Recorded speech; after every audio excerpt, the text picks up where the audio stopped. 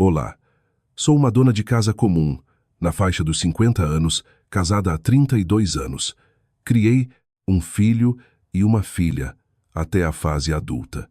Aos olhos da sociedade, sou apenas mais uma daquelas senhoras que escolhem as bandejas com etiqueta de promoção no supermercado, que passam a camisa social do marido todas as manhãs e que, quando chegam o Natal e o Ano Novo, ficam com os pulsos inchados de tanto preparar ceia para a família. Fiquei hesitando por 3 meses se devia ou não compartilhar esta história.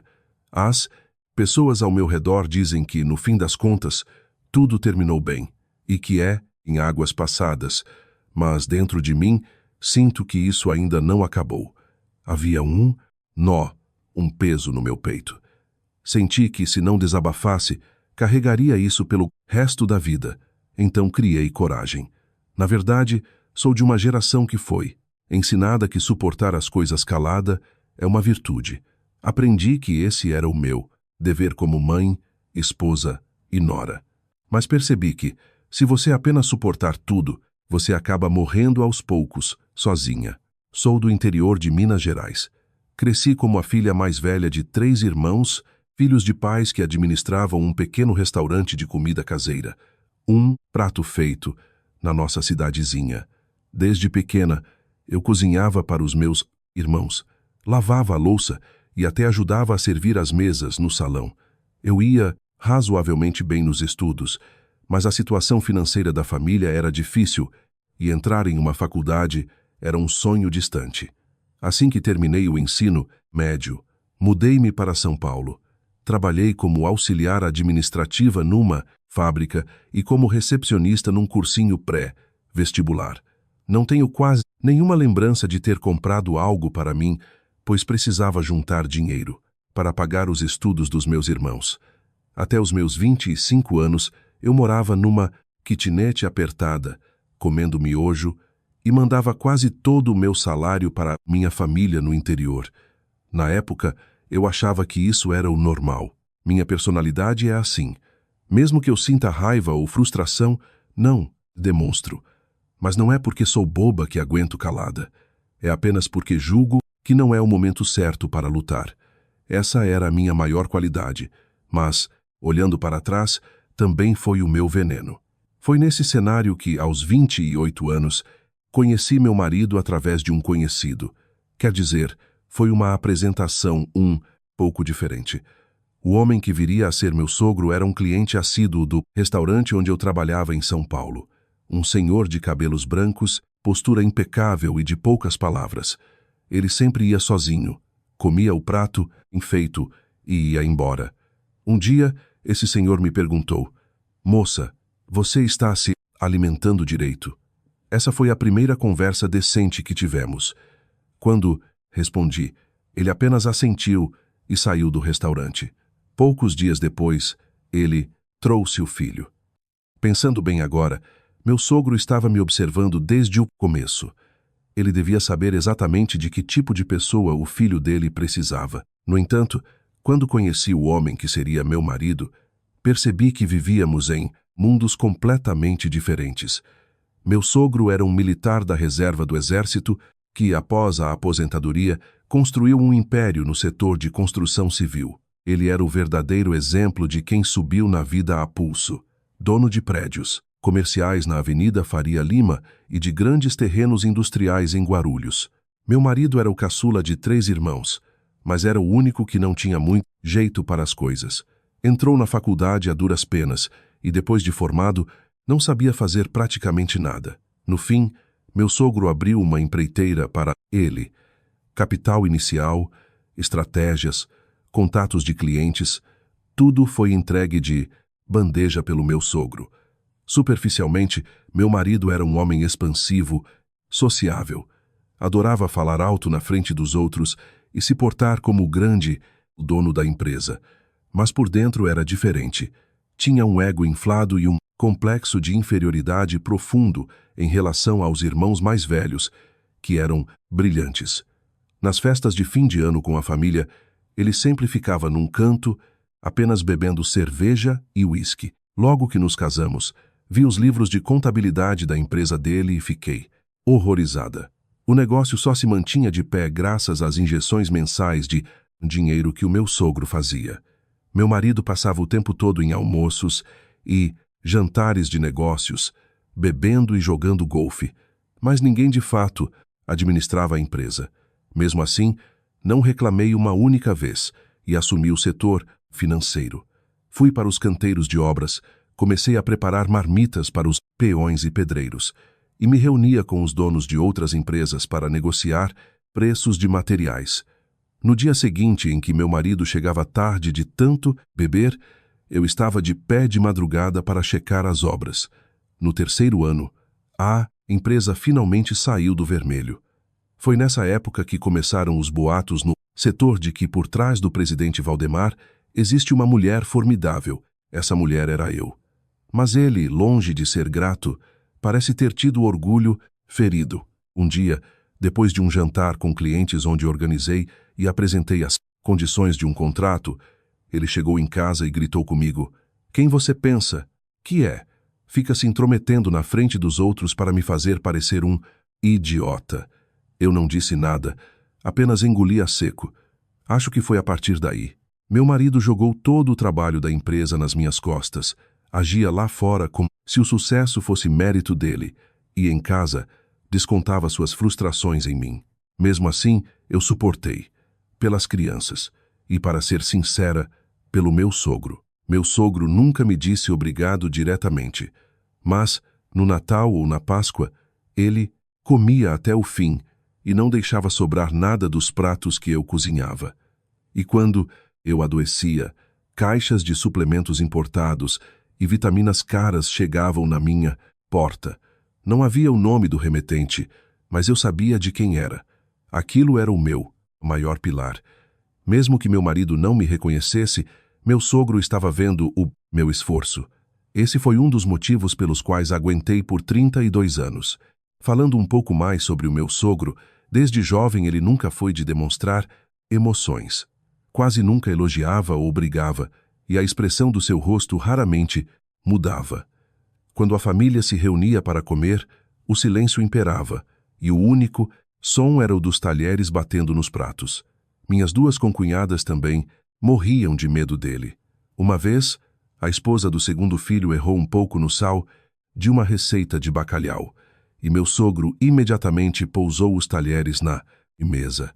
Ele não disse uma palavra, apenas os soltou, mas a minha concunhada foi chorar na cozinha de tanto pavor. Era o quanto ele impunha respeito. "É impossível saber o que o seu Osvaldo está pensando", era a frase que nós, as noras, mais repetíamos, e eu sentia o mesmo. Durante 10 anos de casamento, não fiz ideia do que ele achava de mim. Se me achava útil, se me reconhecia, ou se era apenas indiferença. Eu não podia perguntar, então apenas fazia o meu trabalho em silêncio. Porém, no 12º ano de casamento, algo aconteceu. Minha mãe, lá no interior, foi diagnosticada com câncer de estômago. Eram necessários cerca de 100 mil reais para a cirurgia e o tratamento, mas eu não tinha esse dinheiro. O saldo na minha conta pessoal não chegava a 5 mil reais. Eu gerenciava o dinheiro da empresa, mas aquilo era da empresa, não meu.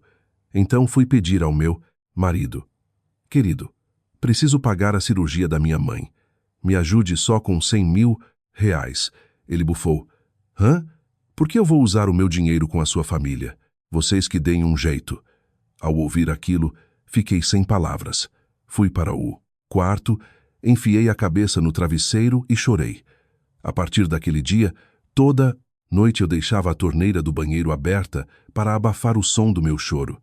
Eu tinha dito aos meus irmãos que daria um jeito, mas não tinha como, e o desespero tomava conta de mim.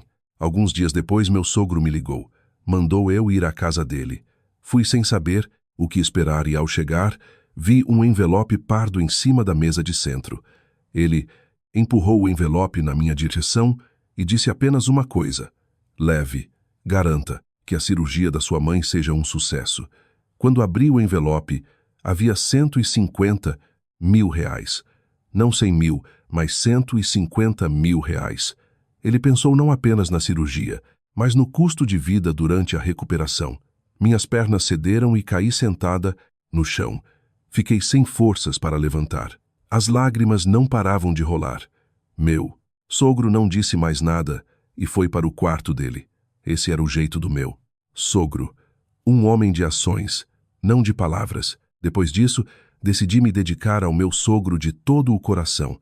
Toda semana ia à casa dele preparar as refeições e nunca deixava de acompanhá-lo ao médico. Quando ele teve problemas no joelho e lutava para subir escadas, eu silenciosamente oferecia meu braço. No começo, ele recusava. Era o orgulho típico de um ex-militar. Mas, a partir de certo ponto, ele passou a segurar no meu braço. Sinto o peso daquele aperto até hoje. Quando ele estava no fim dos 70 anos, teve uma crise de saúde grave e foi internado. Nenhum dos 3 filhos pôde acompanhá-lo. O cunhado mais velho tinha uma cirurgia marcada. O do meio estava no meio de um julgamento. E meu marido disse que não podia. Falou que iria no dia seguinte, não foi. E acabei passando a noite inteira no hospital. Pedi para trocarem o soro. Arrumei as cobertas, preparei uma sopa na madrugada e quando ele teve um ataque de tosse no meio da noite, fiquei massageando as costas dele, no escuro. De repente ele segurou meu pulso. Ficou segurando por um bom tempo, sem dizer nada, e depois soltou. Aquele foi o obrigado do meu sogro.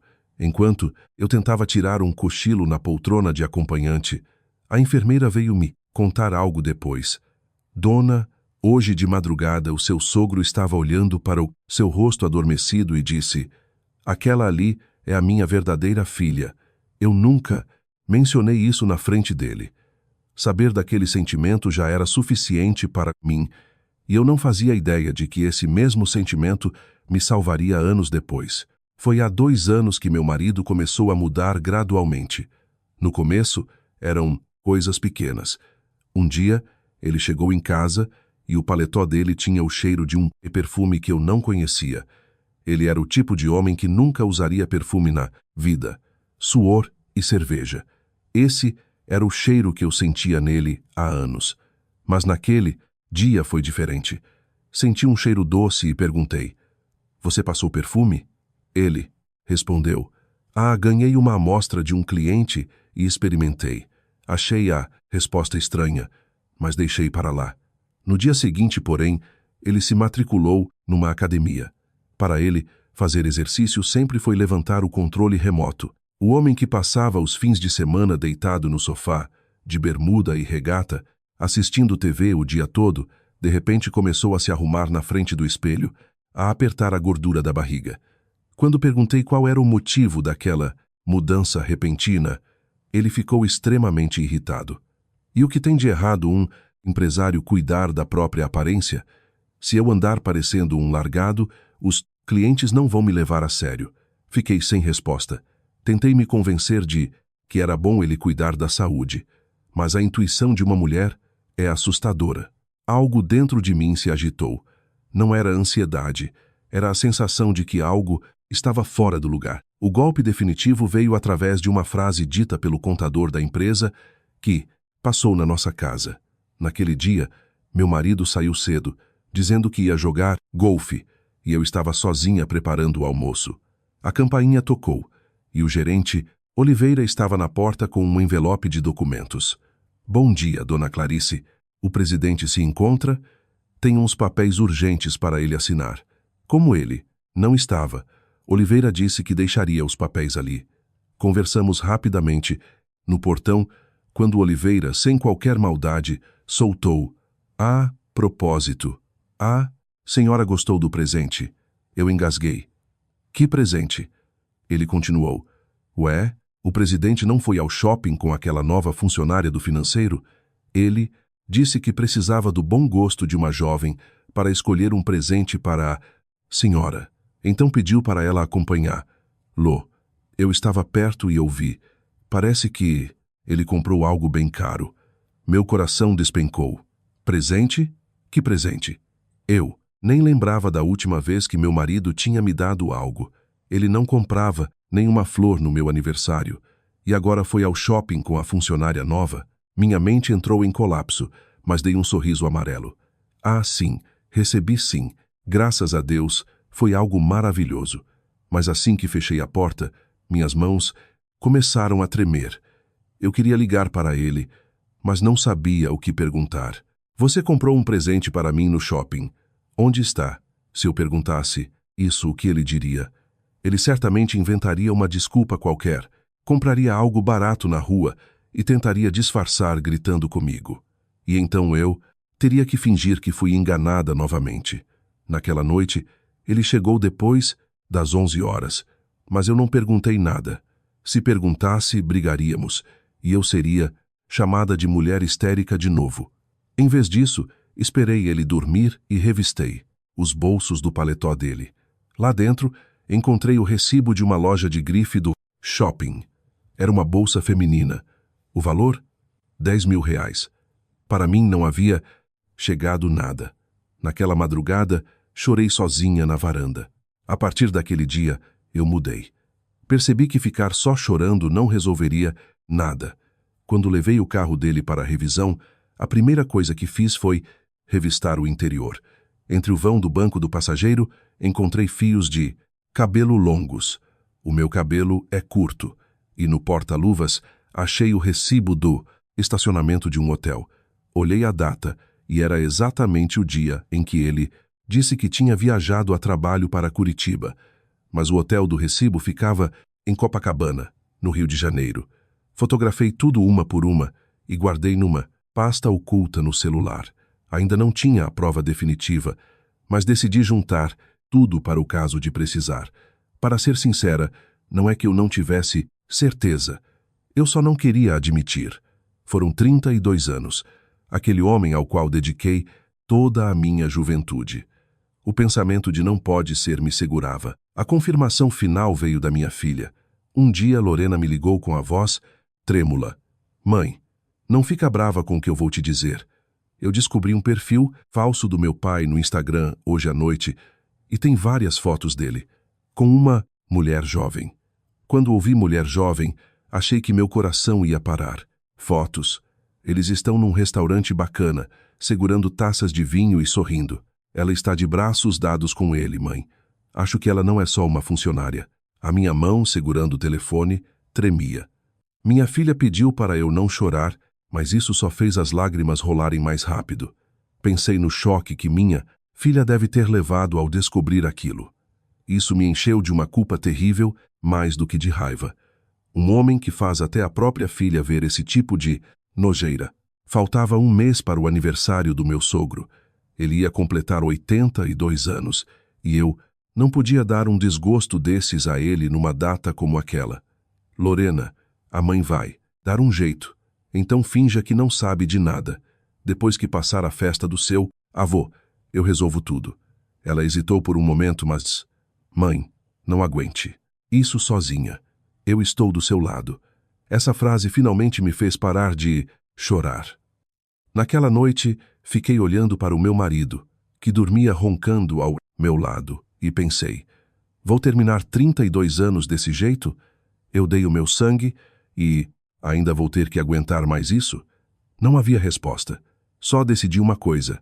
O aniversário do meu sogro seria feito pelas minhas mãos. Essa era a minha dedicação a ele, independente da minha relação com o meu marido. Deixaria para pensar no resto depois. E assim começou o mês mais longo da minha vida. Comecei a preparar o aniversário do meu sogro com 2 semanas de antecedência. Fiz a lista dos pratos favoritos dele. Costela assada no bafo, salpicão, bolinhos de bacalhau e encomendei uma legítima leitoa caipira lá da minha terra. Ele adorava aquele preparo e uma vez disse que tinha gosto de saudade. Então eu queria fazer tudo perfeito dessa vez. A saúde dele não andava muito bem desde o começo do ano e, aos 82 anos, nunca se sabe quantos aniversários mais poderemos celebrar. Era com esse coração que eu trabalhava. Meu marido, contudo, não dava a mínima. Quando perguntei, como fazemos com as carnes? Compramos daquela loja, melhor ou no açougue normal? Ele apenas soltou um faz o que você quiser. Quando perguntei do presente, disse compra qualquer porcaria. Mas havia algo estranho além disso. Dias antes da festa, peguei ele conversando ao telefone no escuro. Fui até a varanda e ouvi ele sussurrando. Ah, vamos juntos nesse dia. Eu te apresento para todo mundo. Não se preocupa, eu resolvo tudo. Para quem ele estava falando? Apresentar quem? Minha espinha gelou. Ele não seria louco de trazer a amante para a festa de aniversário do próprio pai, seria? Por mais sem noção que ele fosse, achei que não chegaria a tanto. Até aquele momento, liguei para o meu filho.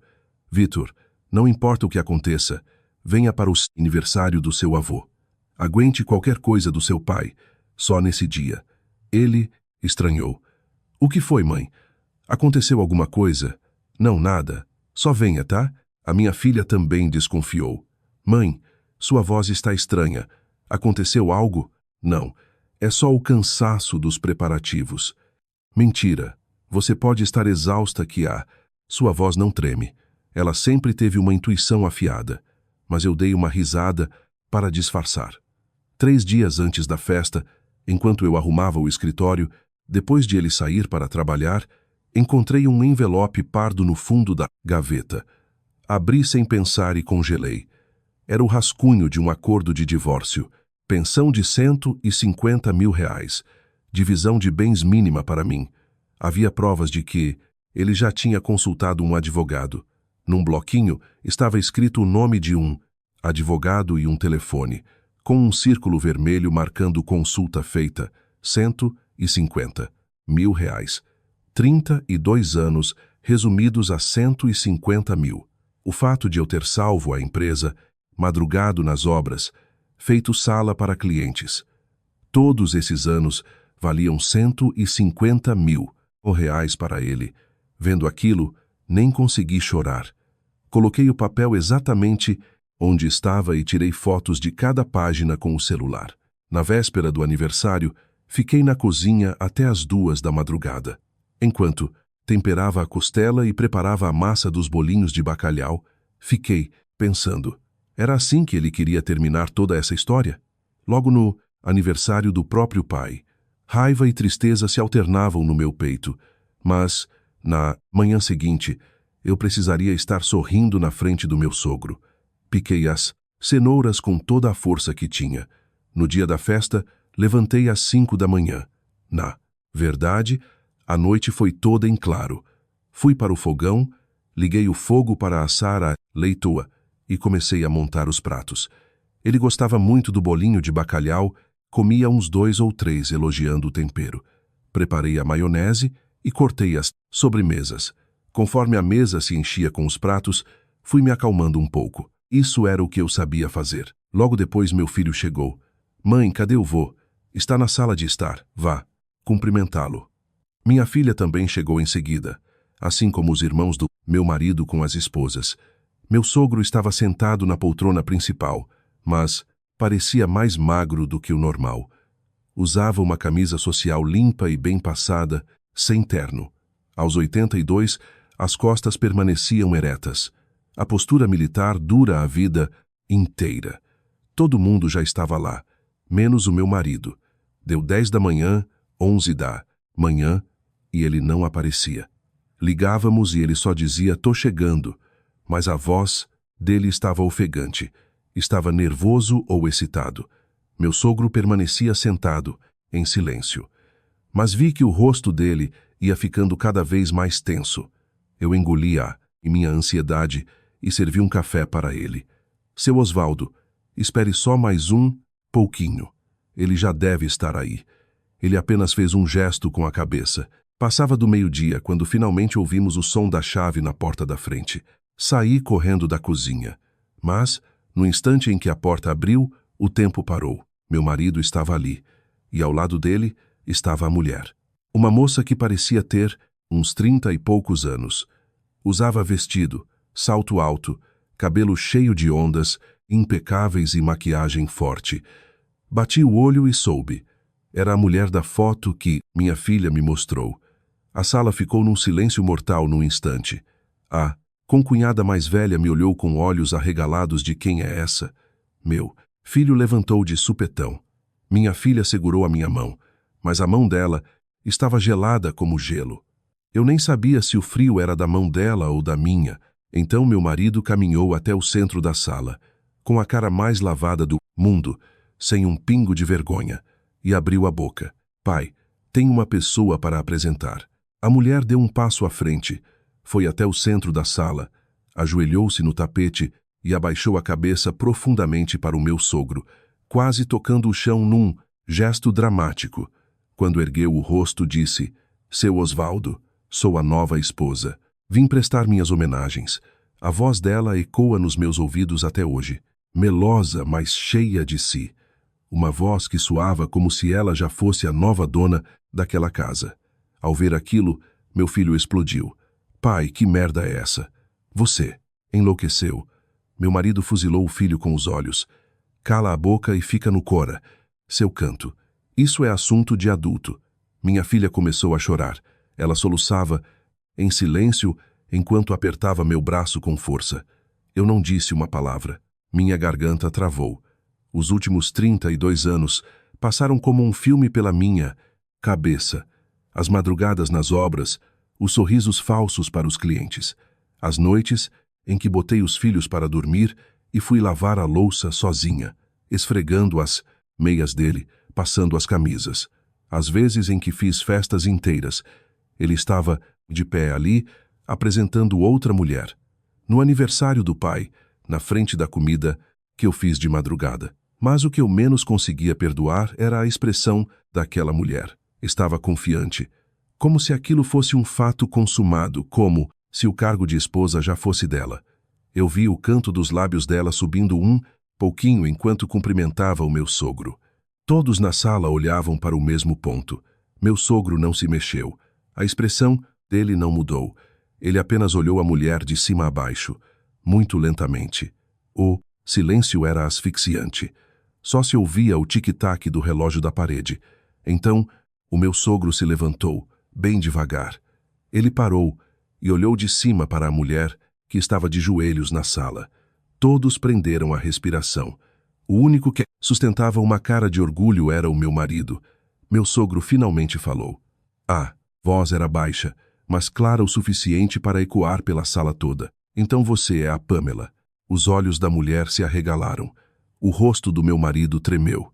Ele claramente não esperava que o pai soubesse o nome dela. Ah, eu sei muito bem o seu nome. Ouvi falar bastante de você. Meu sogro deu um passo à frente e continuou. Eu nunca o tinha visto falar tantas palavras de uma vez só na vida. Fez a mesma ceninha no Rio de Janeiro no inverno do ano passado. E antes disso, em Salvador, se infiltrou numa empresa, brincou de casinha e sugou o dinheiro de um homem que já tinha família. Ouvi dizer que tem 2 processos nas suas costas. Sabe, eu terminei de levantar toda a sua ficha faz 3 meses. Parecia que o mundo tinha parado. Vi o rosto daquela mulher ficar amarelo em tempo real. Não era pálido, era amarelo mesmo. Os lábios dela começaram a tremer e a postura teatral se desfez. Meu sogro sabia de tudo. Havia escavado todo o passado dela. Foi ali que eu mesma soube. Meu marido começou a gaguejar, desesperado. Pai, isso é um mal-entendido. A Pamela não é esse tipo de gente. Meu sogro virou o rosto para o meu marido. Aquele olhar. Eu vivi perto dele por 32 anos e nunca vi aquele olhar. Não era raiva, era decepção. Um poço fundo e escuro de decepção absoluta com o próprio filho. Valdemar. Meu sogro chamou o nome do filho. Só isso fez meu marido recuar um passo. Você acha que essa mulher veio até aqui porque gosta de você? Meu marido ficou mudo. Ela veio atrás do seu dinheiro. Não, pior. Não é nem seu dinheiro. É o meu dinheiro. Ou que um inútil como você teria para atrair uma mulher jovem dessas? Os contratos que eu consegui com os meus contatos, os empréstimos que saíram no meu nome, a empresa que sobrevive por causa de mim. Você acha que isso tudo é mérito seu? Não tem um tostão daquela empresa que tenha vindo da sua competência. A única razão de você não ter falido até hoje foi a mulher que está parada ali do seu lado. Meu sogro olhou rapidamente para mim. Foi um segundo, mas nossos olhos se encontraram. O rosto do meu marido ficou vermelho feito pimentão. ser humilhado daquele jeito pelo pai, na frente da família toda e da mulher que ele tentou exibir. Mas ele não podia rebater, porque o pai não havia dito uma única mentira. O meu sogro olhou para a mulher de novo. Ela estava tentando se levantar, tremendo da cabeça aos pés. Meu sogro pegou um envelope pardo da mesa, um de centro. Não sei desde quando estava ali. Ele atirou o envelope na frente da mulher. Aí dentro estão todos os seus relatórios de investigação, os registros de processo e os extratos do dinheiro que foi desviado da empresa do meu filho para o seu nome. Eu posso pegar isso agora e entregar na delegacia. Ou posso te dar uma chance. As mãos da mulher pegaram o envelope tremendo como folhas secas. Meu sogro deu o golpe final. Que história é essa de nova esposa? A minha nora está sentada, eu ali. Ele apontou para mim. Para mim. Ela é a pessoa que segurou as pontas desse traste, que levantou a empresa, que aguentou tudo calada e protegeu esta casa. Você pode bater a cabeça no chão 100 vezes, que nunca terá o direito de se sentar aqui. Então suma da minha frente. A mulher saiu correndo, aos prantos, em direção à porta. O barulho dos saltos, batendo forte pelo corredor, ecoou até a porta bater com estrondo. Ela sumiu. Meu marido tentou correr atrás dela, mas no instante em que ele virou as costas, meu sogro rugiu. Senta aí. Foi só uma ordem, mas pesou como uma tonelada. Meu marido caiu de joelhos no chão. Não conseguia ficar de pé, nem sentar na cadeira, apenas desabou no tapete. A sala voltou ao silêncio total. Parecia um velório. Ninguém abria a boca. A cunhada mais velha estava de boca aberta, os irmãos dele olhavam para baixo tensos. Meu filho cerrava os punhos fuzilando o pai com os olhos e minha filha ainda não soltava a minha mão. Mas o meu marido, lá no canto, não tirava os olhos da porta da frente. Vendo aquilo, eu percebi. Ah, esse homem ainda está preocupado com ela. A esposa está aqui do lado dele, mas ele só se importa com a mulher que fugiu. Foi então que meu sogro abriu a boca. Bom, vamos comer. Com essas simples palavras, eu desmoronei por dentro. Ele ia comer a minha comida. No meio de todo esse inferno, ele ia provar o almoço que eu preparei desde a madrugada. Essa era a mensagem que ele estava mandando para mim. Você é a dona desta casa. Você é a minha nora. E eu vou comer a comida que você fez. Fui para a cozinha. Minhas pernas tremiam, mas esquentei a costela que preparei às 5 da manhã. Coloquei a leitoa e os bolinhos nas travessas de novo. Minhas mãos tremiam tanto que deixei 2 pratos caírem. Minha filha veio atrás e disse que ela faria aquilo, mas eu balancei a cabeça negativamente. Fosse como fosse, aquilo era o meu coração colocado à prova. Arrumei a mesa. Quando coloquei os talheres, meu sogro foi o primeiro a se servir. Pegou um pedaço de carne, mastigou lentamente e disse: "Está excelente. O tempero está no ponto." Foi o primeiro elogio direto que ouvi dele para a minha comida. Meu marido, encolhido no canto, nem levantava o rosto. Ninguém ofereceu um prato a ele e ele também não teve a coragem de pedir. Naquele dia, servi 12 pratos diferentes na mesa e o meu sogro comeu tudo, sem deixar uma sobra. Tudo que eu fiz. Quando a refeição acabou, ele olhou para mim, sem palavras, mas o olhar dizia tudo. Foi difícil, não foi? Eu entendi. Quando se vive 32 anos perto de alguém, você entende as coisas sem precisar de palavras. Mas o assunto daquele dia não parou por ali. O que meu sogro mostrou na sala era só a ponta do iceberg. O verdadeiro pesadelo do meu marido estava por vir. Depois da comida, meu sogro chamou apenas eu e minha filha. Mandou irmos ao escritório dele. Quando entramos, havia 3 envelopes em cima da mesa. Eu olhei, assustada, pensando no que seria aquilo. Ele sentou na cadeira e disse: "Sentem-se. Clarice, eu preparei isso nos últimos 3 meses. 3 meses. Exatamente a época em que eu comecei a desconfiar e a lutar contra o sentimento de não pode ser. Seu Osvaldo, o senhor sabia desde aquela época?" Ele assentiu com a cabeça. Eu sabia que ele estava fazendo merda. É meu filho, mas os meus olhos ele não engana. Só não achei que ele teria a pachorra de fazer. esse showzinho hoje. Eu superestimei o Valdemar. Foi a primeira vez que vi a voz do meu sogro tremer. Um homem que viveu a dureza do exército, que passou por crises de negócios, que enterrou a própria esposa, estava com a voz tremendo, por causa do filho. Ele abriu os envelopes. O primeiro era o relatório do detetive. O nome, verdadeiro da amante, idade, emprego anterior, todos os golpes passados. Tudo documentado. Tirou 250 mil de um diretor no Rio. Depois 300 mil do dono de uma clínica em Salvador após virar secretária dele. 2 processos civis, um acordo, uma queixa retirada por vergonha da vítima. Meu sogro suspirou fundo. Essa garota é profissional nisso. Fica farejando vítimas por aí. O segundo envelope era o extrato de tudo que meu marido tinha desviado da empresa para ela. Cópias dos livros caixa, faturas do cartão corporativo, recibos de hotéis de luxo. O valor passava dos 400 mil reais. Minhas pernas fraquejaram. 400 mil reais. Esse era o dinheiro que eu juntei centavo por centavo, cozinhando de madrugada para os pedreiros, engolindo desaforo de fornecedor para salvar a empresa, e ele entregou na mão daquela mulher. Clarice, esse dinheiro é todo seu. Foi você quem suou por ele. É o sangue da empresa que você protegeu, ele me disse. A mão do meu sogro foi mais lenta ao abrir o terceiro envelope. Dentro dele estava uma escritura de imóvel. Um apartamento de luxo no nome do meu sogro, avaliado em 5 milhões de reais. Mas quando olhei para o campo do donatário, estava escrito o meu nome, Clarice Cavalcante. Era um contrato de doação, já com firma reconhecida. Seu Osvaldo, eu não posso aceitar isso. Isso é muito. E se não sobrar nada para ele, meu sogro cortou minha fala.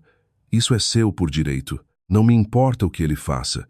Você é da minha família, e eu vou provar isso. Minha filha pegou o papel do divórcio que tínhamos achado e mostrou ao avô. Pensão de 150 mil. Divisão mínima. O meu sogro olhou para o papel e o colocou de volta na mesa. Eu também já sabia disso. Por fim, ele tirou um cartão de visitas do envelope. Era de um advogado, Dr. Nogueira. É filho de um antigo companheiro de farda. É especialista nesse tipo de imundície há 15 anos e vai te ajudar no que precisar. Não aguente mais, Clarice, e não se preocupe comigo. Ao ouvir essa última frase, a represa se rompeu. Caí no choro na frente do meu sogro. Eu, que nunca tinha derramado uma lágrima na frente dele, agora soluçava e tremia sem conseguir parar. Meu sogro ficou em silêncio. Minha filha esfregava as minhas costas e chorava junto comigo. Depois de um bom tempo, enxuguei as lágrimas e meu sogro falou com a voz mansa. Se já chorou o que tinha que chorar, agora levante. A gente não vai para a guerra chorando. Ele tinha razão. Eu já tinha chorado o suficiente. Agora precisava levantar. Afinal, ele tinha preparado todo aquele terreno por 3 meses. Eu não podia ficar só de choro. 10 dias se passaram após o aniversário. Meu marido voltou para casa e, ao invés de se desculpar, a atitude dele era ainda pior. Sentamos à noite para conversar e ele foi o primeiro a abrir a boca. Meu pai exagerou muito. Não precisava me humilhar daquele jeito na frente de todo mundo. Eu não acreditei no que ouvi. O que você disse? A Pamela é uma garota de ouro. Ela veio se apresentar com a melhor das intenções e meu pai foi cruel com ela. Eu estava abismada. A melhor das intenções. Roubar o marido dos outros e ter a cara de pau de se ajoelhar na frente do meu sogro é a melhor das intenções. Eu senti alguma coisa arrebentando dentro da minha cabeça. Um estalo nítido. Alguma coisa que eu prendi por 32 anos arrebentou. Valdemar Cavalcante. Chamei o nome dele. Ele deu um pulo na cadeira. Foi a primeira vez que chamei o nome dele assim. Você está sentado na minha frente, com o estômago cheio da comida que eu fiz, dizendo que aquela mulher é uma garota de ouro. Eu só estou falando os fatos. É porque você não conhece a Pamela direito. Deixa eu te contar. Sem perceber, minha voz foi subindo. Minhas mãos tremiam, mas eu não conseguia parar. Você compra uma bolsa de 10 mil reais para ela e não me dá um cravo. Isso é um fato. Você mentiu que ia para Curitiba para se enfiar num hotel em Copacabana. Eu tenho todos os recibos. Isso também é um fato. E no dia em que eu estava de pé às 5 da manhã assando leite para o seu pai, você estava tramando trazer aquela vagabunda na festa dele. Esse é o fato. Empurrei a tigela de sopa com tanta força que ela virou na mesa. O caldo escorreu pela toalha e meu marido arregalou os olhos. Ele nunca me viu fazer algo assim na vida. Virar a comida na mesa? Jamais. Ei, calma, não precisa se exaltar. Não precisa se exaltar?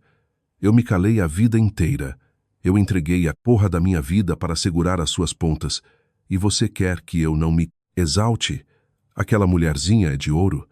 Se você falar isso de novo na minha frente, eu rasgo a sua boca. Ele finalmente calou o bico.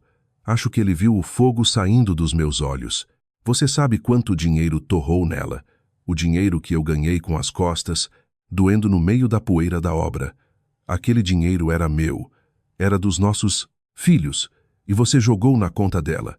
Eu nem percebi quando a palavra mulherzinha e os palavrões saíram da minha boca, mas naquela hora tudo fluiu. Meu marido então colocou o papel do divórcio em cima da mesa. Já que é assim, vamos terminar logo com isso. Eu te pago a pensão e a gente encerra isso sem confusão. Peguei as folhas da mão dele. Pensão de 150 mil. Divisão mínima.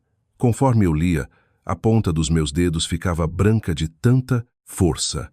Soltei uma gargalhada. Uma risada de puro ódio. 150 mil, 32 anos de casamento valem 150 mil? Só nessa brincadeira com ela você gastou quase $500 mil da empresa. E você quer me expulsar com 150 mil? O rosto dele ficou vermelho. Quanto você quer, então? Para de falar em dinheiro. Isso aqui não é sobre dinheiro que se resolve. Rasguei o acordo de divórcio, e bem na cara dele. Joguei os pedaços de papel picado por cima do caldo derramado na mesa. Se quiser divórcio, venha falar através do seu advogado. Não com esses rabiscos ridículos. Vamos fazer tudo na lei. Na lei? Que advogado você tem? Cala a boca, Valdemar. Você achou que só você estava se preparando? Falar aquilo fez o meu corpo inteiro tremer. Não de medo, mas de fúria. Eram 32 anos de raiva vindo de uma vez só. Ele olhou chocado para os papéis rasgados. Levantou-se em silêncio e foi para o quarto dele. A porta bateu. Fiquei sentada, sozinha na frente da mesa manchada, cheia de papel picado, mas por incrível que pareça, eu me sentia leve. O peso no peito sumiu. Foi a primeira vez em 3 décadas que falei tudo o que estava entalado na garganta. Cuspir aquilo limpou a minha mente. Na semana seguinte, comecei a agir de verdade. Fui ao escritório do Dr. Nogueira, o advogado indicado pelo meu sogro. Era um escritório em São Paulo, não muito grande, mas com pilhas de processos na mesa e fotos dos tempos de exército na parede. Ele era parecido com o meu sogro, de poucas palavras, direto, ao ponto. Dona Clarice, vamos organizar a situação. O advogado abriu na mesa todas as provas que meu sogro enviou e as que eu juntei. A culpa do seu marido no divórcio é indiscutível. Temos provas de sobra de traição, adicionando o desvio de dinheiro da empresa. Eu analisei os livros do contador, uso do cartão corporativo para fins pessoais, transferências após saques na boca do caixa. Isso não é só infidelidade, é apropriação indébita e fraude contra a empresa. Ele tirou outro documento. Além disso, o seu marido sacou mais R$200 mil da própria conta pessoal, supostamente como depósito e garantia de um imóvel para ela. Somando tudo, chega a mais de R$600 mil. Dr. Nogueira tem como recuperar esse dinheiro. Tirar da Pamela será difícil. Gente assim esconde o dinheiro rápido. Mas podemos descontar a parte dele na divisão de bens.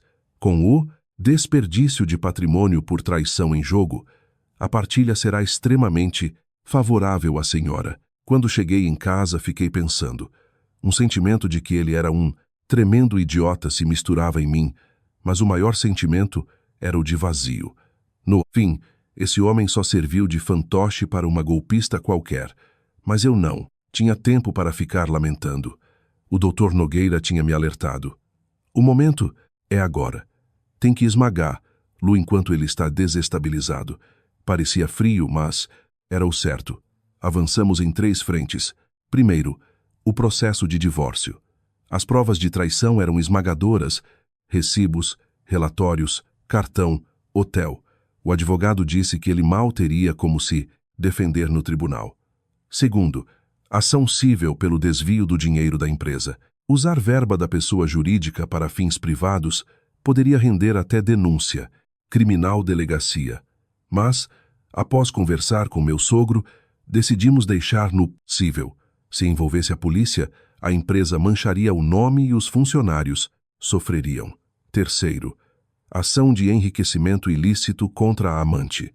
Ela sumiu do mapa, mas o processo correu à revelia. Meu marido foi colocado contra a parede. Depois que a amante desapareceu com o dinheiro, ele entrou em colapso. Não ia para a empresa. Ficava bebendo igual a um zumbi. Foi até a casa do pai implorar de joelhos. Pai, me ajuda. Eu errei. Sabe o que meu sogro disse? Eu não te avisei? Foi a única coisa que ele falou e fechou o portão. Meu marido ficou 1 hora inteira no sereno na frente da casa do pai, até desistir. Depois ligou para o irmão mais velho, chorando as pitangas. A resposta: você colheu o que plantou. Fez aquele escândalo no aniversário do velho. E agora tem a cara de pau de ligar pedindo ajuda? Pela primeira vez na vida, meu marido estava completamente sozinho. Um dia o Dr. Nogueira me ligou. Dona Clarice, recebi um contato do seu Osvaldo. Ele quer transferir os 40% das ações que possui na construtora para o seu nome. Meu coração disparou. Doutor, o que ele quis dizer com isso? O seu, Osvaldo falou. Esta empresa foi minha nora que levantou. Deixei na mão do meu filho e deu nisso. Então agora eu a deixo para ela. Desliguei o telefone, fiquei pasma. Meu sogro ia me dar 40% das ações. Como a cota do meu marido era de 60%, se eu exigisse minha parte na divisão de bens de forma agressiva, eu me tornaria a acionista majoritária.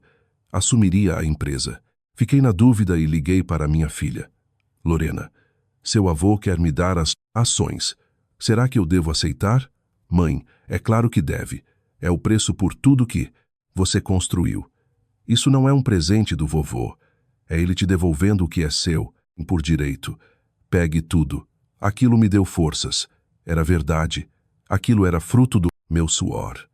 Imediatamente liguei para o advogado. Dr. Nogueira, eu não vou me divorciar agora. No lugar disso, vamos usar outra estratégia. Houve um silêncio na linha e ele perguntou qual seria o plano. Vou tomar a empresa dele. Quero que ele renuncie à presidência e vou assumir o controle total. O advogado pensou um pouco e disse: é plenamente possível. Somando as ações do seu Osvaldo, com a sua parte legal na meação dele pelos desvios, temos amparo legal suficiente. Mas ele vai assinar por vontade própria? Eu respondi: ele não. Terá outra escolha. Quando desliguei, olhei para as minhas mãos. Não tremiam, mas, pela primeira vez, eu não estava tremendo. Naquele dia, chamei ele na sala. Sentamos frente a frente. Tem algo que eu quero conversar. Você trouxe os papéis do divórcio? Eu também já me resignei. Vamos acabar com isso logo. Não vou me divorciar. O quê? Ele arregalou os olhos. Veio pronto para assinar a própria derrota no casamento e ficou atônito com a minha resposta. Não vai ter divórcio, mas eu vou ficar com a empresa. Do que você está falando? Por que você ia ficar com a empresa? O seu pai me transferiu 40% das ações dele. Se eu colocar os outros 60% na justiça por conta dos seus desvios, o controle acionário vem para mim. Então, você renuncia à presidência e eu te dou uma chance de sobreviver. O rosto dele ficou vermelho, depois pálido. Diversas emoções cruzaram os olhos dele. Você tá maluca. O meu pai nunca faria um absurdo desses. É mentira. Não. Sabe se é verdade? Liga para ele e pergunta. Ele pegou o celular na mesma hora e ligou para o pai. Assim que atendeu, ele berrou: "Pai, você passou as ações para ela? É verdade isso?" A voz do meu sogro soou nítida pelo alto-falante. "É, verdade. Decisão minha. Se achar ruim, venha reclamar na minha cara. Não fique fazendo escândalo no telefone." A ligação caiu. Meu marido segurou o telefone, congelado no lugar. Enquanto ele ficava de queixo caído, eu disparei: "Ou você sai desta casa sem nada, ou começa a trabalhar feito um ser humano debaixo da minha liderança. Escolhe." Naquele momento, as lágrimas começaram a cair dos olhos dele. Eu não. Via esse homem chorar há 32 anos. Não chorou no casamento. Não chorou quando os filhos nasceram. Não chorou no enterro da própria mãe. Mas agora, prestes a perder seu reino de mentirinha, ele chorava. Levantei e disse: "Eu não estou fazendo isso para me vingar de você. Só estou recuperando o que é meu." Fui pro quarto e fechei a porta. Quando a porta bateu, as minhas lágrimas também caíram. Mas não era de tristeza. Era como se eu estivesse soltando um saco de cimento das costas. Ele ainda tentou contratar um advogado. Tentou lutar, mas o resultado foi terrível. O advogado dele deve ter avisado que a causa era perdida. Desvio de fundos com amante, provas concretas, doação legal do sogro e risco iminente na Receita Federal. O golpe de misericórdia veio da contabilidade. O dinheiro, transferido da conta PJ, poderia acionar uma auditoria fiscal por fraude e evasão de divisas, o que renderia um processo criminal inafiançável para ele. Ele estava num beco sem saída. Num começo de noite, ele bateu na porta do meu quarto. Eu já tinha saído do quarto do casal e ocupava o de hóspedes. "Posso entrar?" Ele estava com os olhos injetados, a barba por fazer, usando a mesma camisa há dias. Longe de ser aquele empresário que vivia de terno engomado. Ele entrou e, do nada, caiu de joelhos, no chão. Não sentou na cadeira nem na cama. Caiu no chão. "Me perdoa, eu errei. A culpa foi toda minha." "O que exatamente você errou?" eu perguntei. Deve ter soado frio, mas eu queria ouvir da boca dele. "Tudo. Me envolver com aquela vagabunda, levar ela no aniversário do velho, querer te botar na rua, tudo." "Ainda não entendeu, né? O seu erro não começou com a amante. O seu erro foram os últimos 32 anos. Lembra quando eu estava fazendo marmita para os peões na poeira e você estava jogando golfe? Lembra quando eu me humilhava para os fornecedores e você ficava contando vantagem nos bares, dizendo que a minha mulher é muito caipira? A amante não foi o começo do seu erro. Foi a consequência do nojo que você teve de mim." Ele abaixou a cabeça. "Sabe quem salvou a empresa enquanto você brincava de patrão? Sabe quem fazia o jantar dos seus filhos? Acha mesmo que essa empresa é sua? Ela é do seu pai e eu a construí. Você só emprestou o nome." Essa foi a facada mais cruel para ele, mas era a mais pura verdade. Ele ficou em silêncio por vários minutos. Parecia uma eternidade. "Tá bom." Ele abaixou a cabeça até o chão. "Traz os papéis." Eu assino. Peguei os documentos que já estavam prontos. Termo de renúncia, transferência de gestão, cessão de direitos e votos. Dr. Nogueira e minha filha tinham virado à noite para preparar aquilo. Ele leu os papéis com a mão tremendo. Depois de assinar a última folha, murmurou: "O que eu vou dizer para o meu pai?" Aquela frase foi a coisa mais patética do mundo. Um homem de mais de 60 anos de idade, ainda preocupado em mendigar a aprovação do pai. A vida toda ele só queria ouvir um "muito bem" do velho, como os irmãos ouviam. Ele também é uma pessoa digna de pena, no final das contas. Mas pena não paga as contas nem devolve a minha juventude. Pegou as folhas e saiu. Já faz um ano desde aquilo tudo. Meus primeiros 3 meses como presidente foram uma loucura. Fui ver de perto e ele tinha destruído ainda mais as coisas. Contas vazadas, clientes negligenciados, funcionários desmotivados. Mas quer saber? 32 anos atrás eu levantei tudo do zero num quartinho mofado. Fiz a mesma coisa. Coloquei o capacete de obra e fui para o canteiro. Os pedreiros ficaram confusos no começo. A mulher do ex-chefe está fazendo o quê aqui? Mas, conforme eu resolvia os problemas e melhorava o ambiente, a moral de todo mundo subiu. Em 6 meses, o faturamento explodiu. O segredo foi só cortar o orçamento de jantares de luxo e golfe do ex-presidente, que começou a sobrar dinheiro para comprar maquinário novo e dar bônus aos funcionários. Meu marido saiu de casa e alugou uma kitnet barata. Nós não nos divorciamos formalmente. Ainda não. Somos casados no papel. Não sei o que o futuro reserva, se vamos nos divorciar ou não. Mas quem vai decidir isso sou eu, no momento que eu quiser. Soube que depois de ir para a kitnet, ele foi tentar visitar o pai de novo. Ficou parado no portão por 1 hora. Não teve coragem nem de tocar o interfone e foi embora. Meu sogro me disse depois que estava olhando tudo pela fresta da cortina, mas não abriu o portão. Aquele ali ainda vai levar um bom tempo para aprender, ele me disse. Eu perguntei se não doía nele, sendo o próprio filho. Meu sogro olhou para o lado e disse: dói, mas é a vida.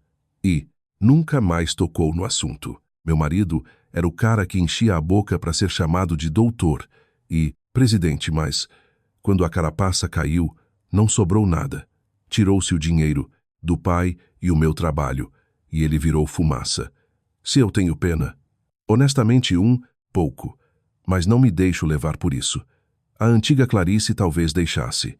Hoje, eu tenho algo a proteger, que é a minha própria história. Hoje, finalmente sinto que recuperei quem eu sou. Se houver alguma mulher, ouvindo ou lendo essa história, que está apenas aguentando tudo calada como eu fiz, eu quero deixar um aviso. Suportar as coisas em silêncio não é uma virtude. A verdadeira virtude é a preparação. Meu sogro me ensinou isso. Ele não falou nada, apenas levantou documentos silenciosamente durante 3 meses e me mostrou através da ação. Provavelmente deve haver alguém ao seu lado prestando atenção em você também. Alguém que reconhece o seu suor, mesmo sem dizer uma palavra. Então não desista e esteja pronta para a guerra. Muito obrigada por ouvirem a minha longa história.